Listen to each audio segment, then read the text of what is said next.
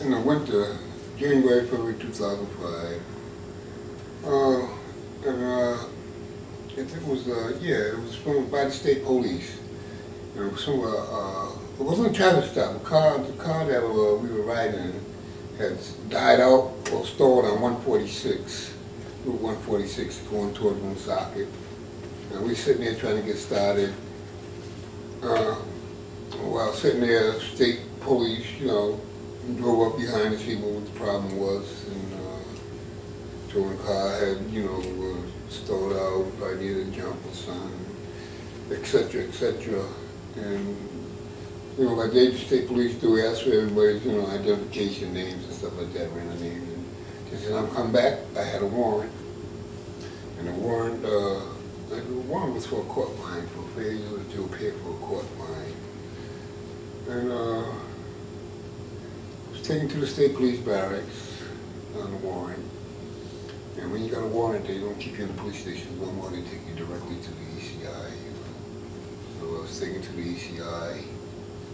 The next day, I was brought to court, and the judge, asked me why I didn't appeal, whatever, And I can't remember exactly if it was a money problem or just, a forget problem, but anyways, he gave me a court date for, I don't know, 10 or 12 days,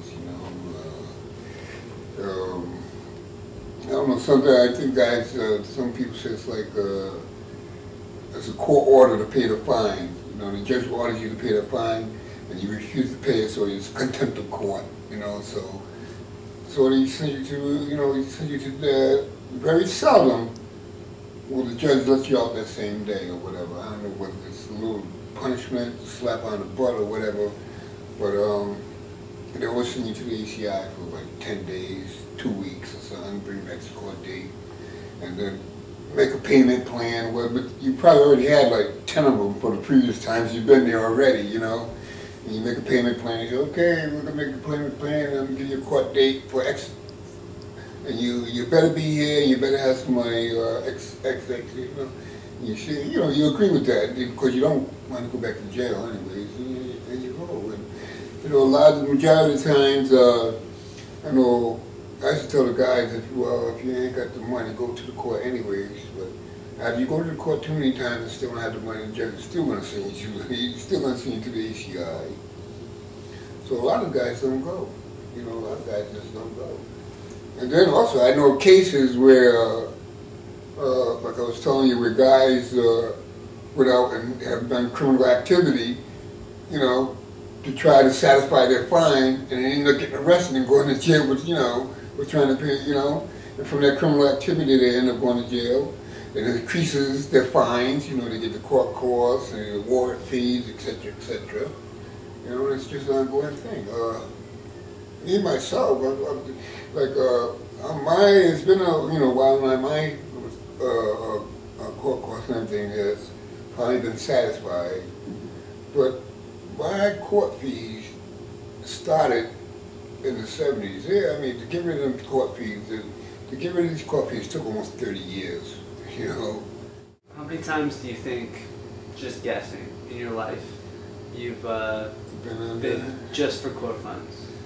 In my life, I don't know, I would say less than 10, but more than 5, Enough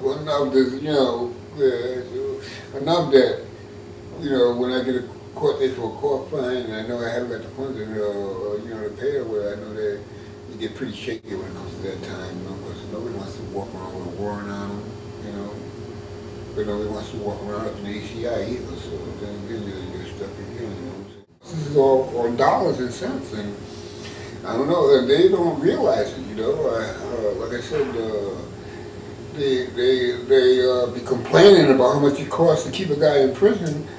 Well, I don't understand how you can keep a guy in prison. You're going to tell me it costs $40,000 a year to keep a guy in prison.